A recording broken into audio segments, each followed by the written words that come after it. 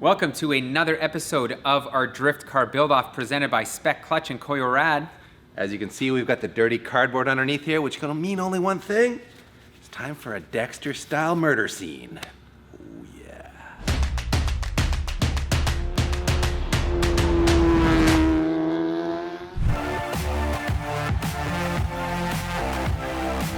We are back once again working on the cheap BMW M3, and today starts by embarking on quite the task. We are going to be pulling the motor, the transmission, dropping the whole subframe in hopes of A, replacing the clutch because this one is worn, and B, getting this motor up to snuff in terms of maintenance and some wear items that probably need to be replaced because it is a high mileage motor. And as Dave mentioned, if you're gonna murder a car, you don't do it alone. You gotta call in help. And who do we have but Moose? I mean, this is the man. If you need a car torn apart, he is your man. So Moose, where do we start here? What do you think? You've done one of these before. Oh, we'll start, pull out the front end, drain the Take fluids. the bumper, yeah, all that stuff. And then guess we get a better access, start doing the wiring and all the coolant, the hoses, the lines. Yeah. It's a job and a half. It's gonna be fun. So hold on, here we go. Yeah. What?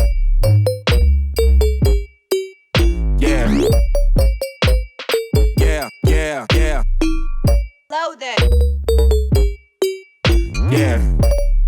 Well, we got the front bumper off, and it proved to be a lot of work. These cars are just so different to work on than what me and Dave are used to. The Hondas are just so easy, including this weird reverse Torx, Moose? They call them E-Torx. E-Torx, look at that thing. And you need a special set of sockets for it. In German cars. They Yeah. love these. These and Allen heads. And so we're trying to remove the front rebar here. So check this out. There's this weird plastic funnel, which I assume is supposed to guide A tool your tool in, yeah. And so gunner off there, Moose. Oh yeah. Look at that thing. Look at that thing. And that's just to hold on the rebar? That Yep. just holds the rebar on here, yeah. Wow. Should So we take that off, Moose? Look at the plug. It's very German spec too. Oh man, that is the most German plug in the world. what we should bad probably boy. do is just rehook this temporarily. Okay. And then Figure out why that's not coming off. I'm having the same problem with these headlight spray nozzles. Apparently they're just supposed to pull off here. I've been at this for 5 minutes trying to figure it out.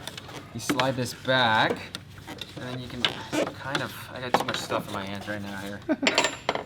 You're supposed to be able to just pull this back. See, even then, the struggle Doesn't want is to real pull through here. the trim? Well, it'll come out like this. You gotta disconnect it from the hose. Yeah, well, this plastic's supposed to come apart, but it's so brittle. I don't want to break it, and you're supposed to just like go back and forth on it. It's not coming, DP. Yeah. It's not coming. You need the lube. I don't know what I need. I don't want to have to take that off. I'm trying to reconsider my options here. Well, let's consult the shop manual. Well, that's the shop manual. That's what it says. It's still not easy. Moose, what do you got? well, It's not coming off? I think it's just binding up, so I think I just have to do a bit of tappy. Facing. There we go. Okay, now pull up. Yeah.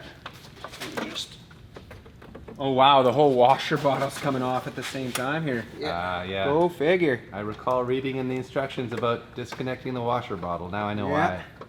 come on. Oh, for sakes. Oh, Moose. That's why we got the cardboard on. boys. Yeah, but hold it back up because The we got first another harness. spillage of DNA is on the Don't ground. worry, I got it.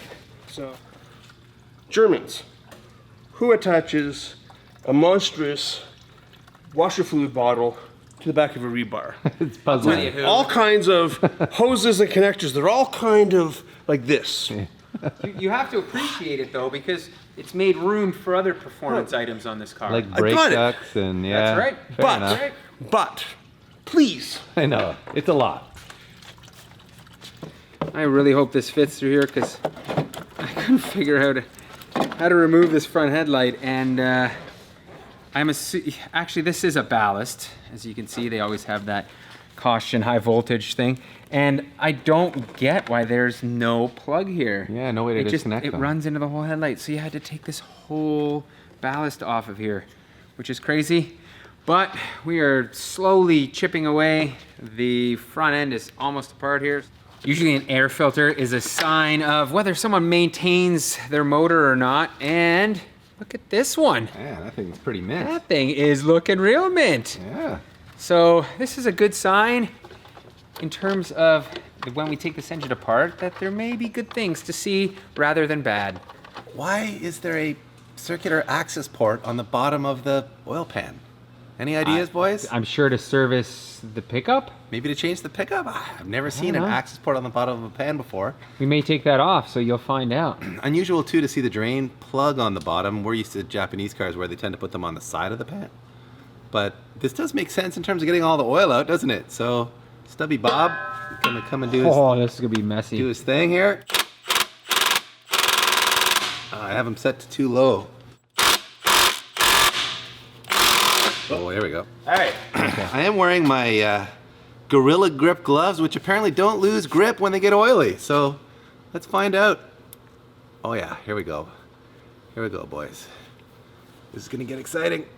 Oh, don't forget Oh, to yeah, save well, some samples. Yeah, we're gonna save some samples. Well, it doesn't look that bad. It looks pretty dark, but I'm gonna take a Tim Hortons sample cup here, grab us some oil, which we're gonna send off to Blackstone.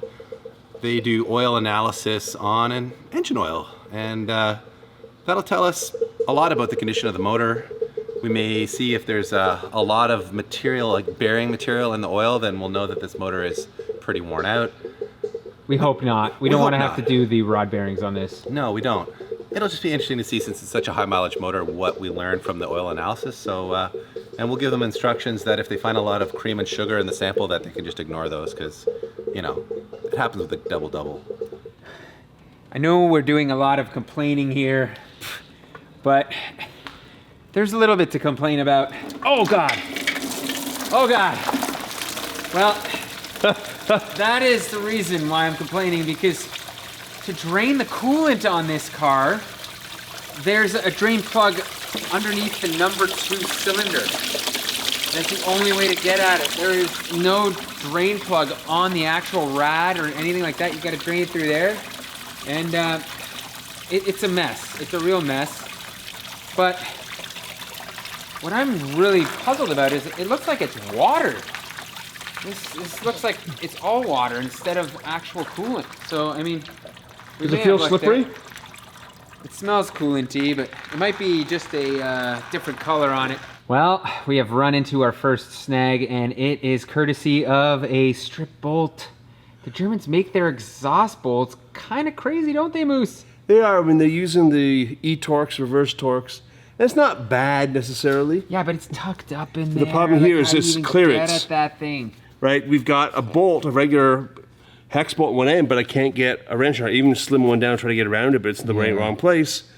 We put some heat on it, and we put an impact gun as best we could on the e-Torx side, and eventually she just went woof. So plan C, I'm not sure, maybe a air chisel to try to take the head off the bolt on the side. Yeah. And maybe the simplest thing to do, I think. I don't even know, like, we can't even get in there to cut it off. Like, that's the big problem. Unfortunately, because these pipes are all tied together.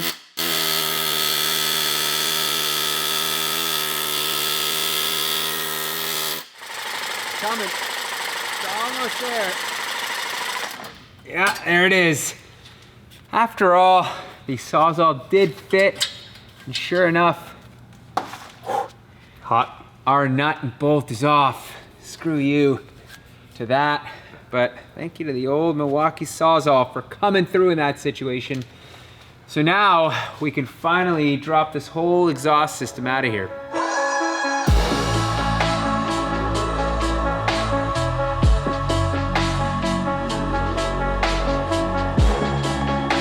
Well, these are the two exhaust hangers, and normally I think you just unbolt them.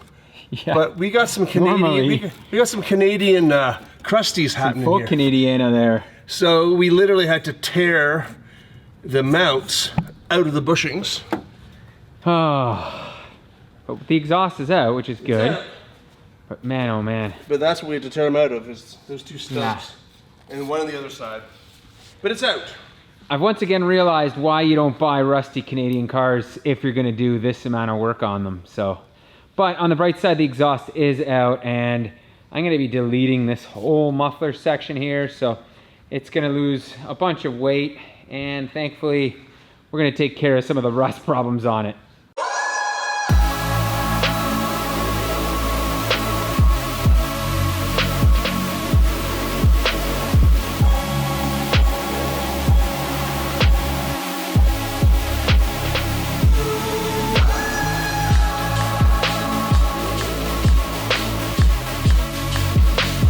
Holy smokes, Moose, is this motor out already or what? Well, no, but We're getting there. we're getting there. I mean, at this point, it's pretty much fuel lines and the coolant lines between the block and the firewall. We gotta pull take the air intake box off. Look at those sweet ITBs, right? The cowl has to come off so we Oh can get man, I didn't know that. Yeah, because it has to be to access the back of the motor where you pick up with the crane. Oh yeah, of So course. before then, I'm just going to pull the fan off. So this is a special tool you can rent. It locks the end there. It locks Yeah, the so two it goes bolts on the bolts on one side. on the water pump, and then the other thin wrench Yep, goes to the nut. It is reverse threaded, sweet. and that's the fan clutch assembly.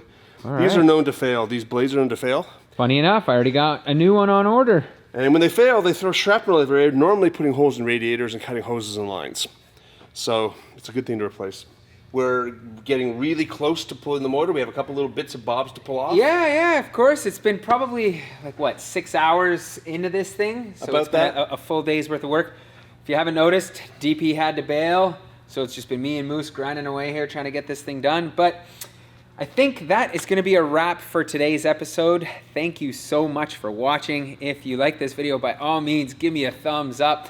Make sure to subscribe and check out speedacademy.shop, where we can get you any type of Go Fast parts. And if you're feeling a little generous, throw us a couple bucks at Patreon. Yeah. Yeah, yeah, yeah. Loaded. Yeah.